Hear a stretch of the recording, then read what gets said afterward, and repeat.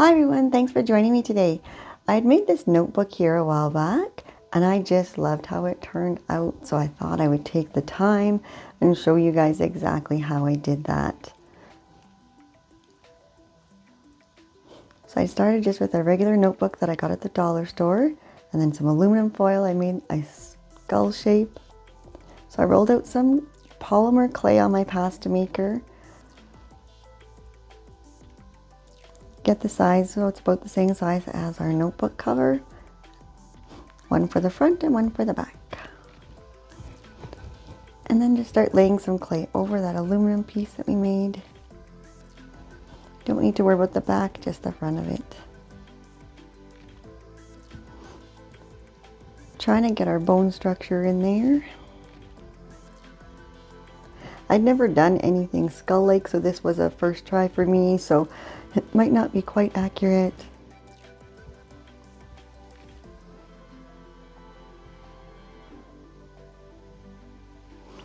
And the nose is basically an upside down heart kind of shape that you're going to just kind of hollow out there.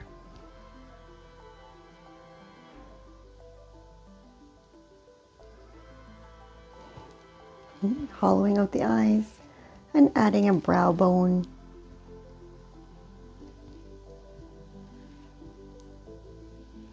Trying to hide all of our seams there.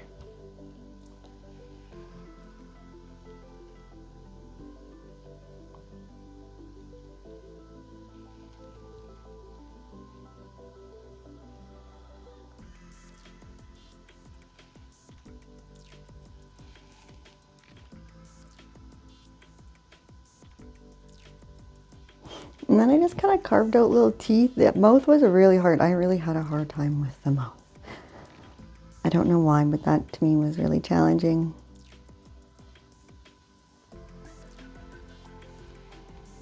And then once I got what I thought was basically correct, just laid that onto that polymer clay, and then another sheet I rolled out in black.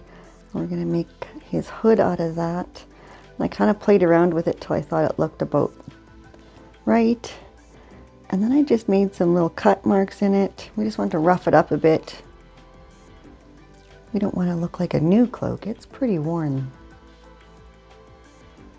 And then just his shoulders.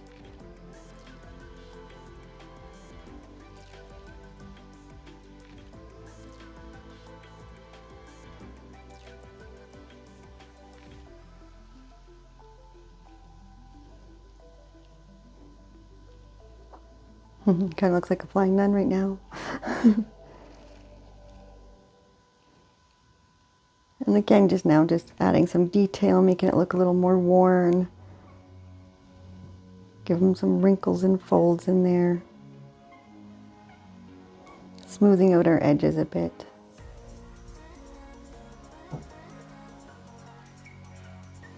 And then I took this cloth as burlap kind of material and I just went over it with that just to really give it some good texture.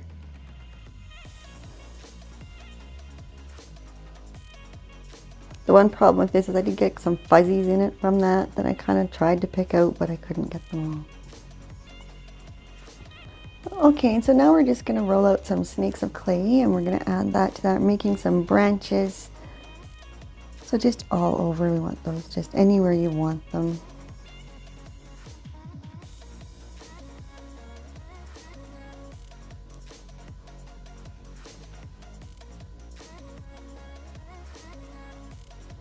I found the twistier the better. I like them so they've got some twists to them. Makes them look a little creepier. If creepy's your goal, I guess. And then I just use a silicone mold for my roses. And I just kind of place those all over different sizes.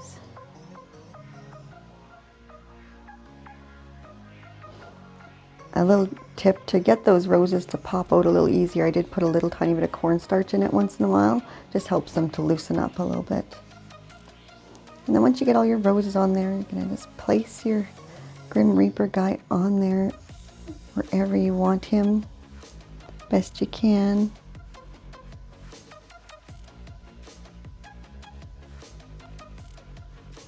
Again, still working on those teeth.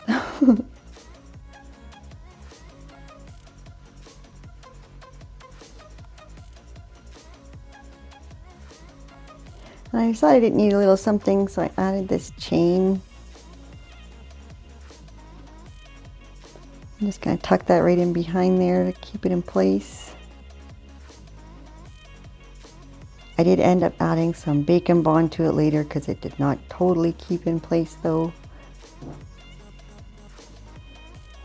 And just a little second piece there I added. I think that was the piece I ended up bacon bonding actually. And then we're just going to start working on his scythe. Is that what it's called? Scythe, I think. Correct me if I'm wrong.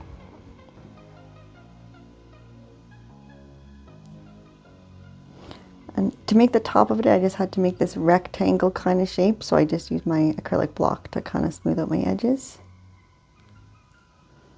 And kind of just dented that in half. And then I hollowed out the center to put in the handle.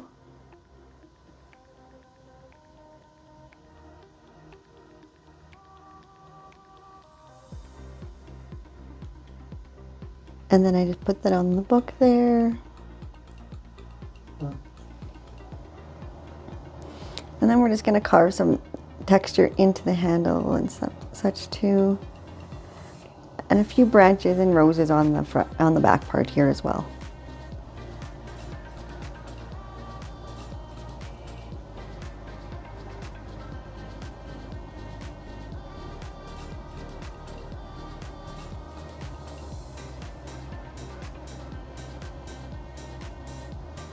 Again, just putting those all over wherever you want them to be. So this is after it's baked. I now just took an X-Acto knife and I went along the sides of it to kind of give it a beveled edge. And I didn't want it to be completely straight either. We want that to be kind of jaggedy.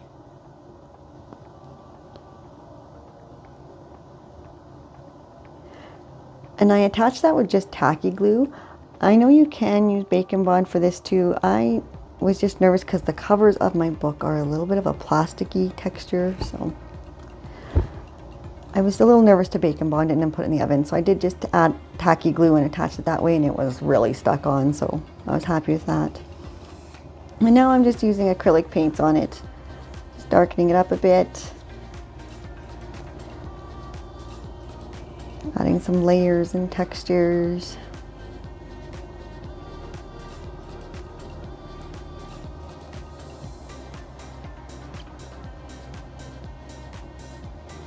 And then just dry brushing over it all. It just helps to bring out those textures and everything. You'll see the details so much nicer. And there we have it, our finished results. I'm so happy with how it turned out. Let me know if you try your own cover. Let me know how yours turn out. Let me see pictures if you have any. Thanks for watching again, guys. As always, if you like this, please like and subscribe. Let me know your thoughts in the comments. Thanks and have a wonderful week. We'll see you next week.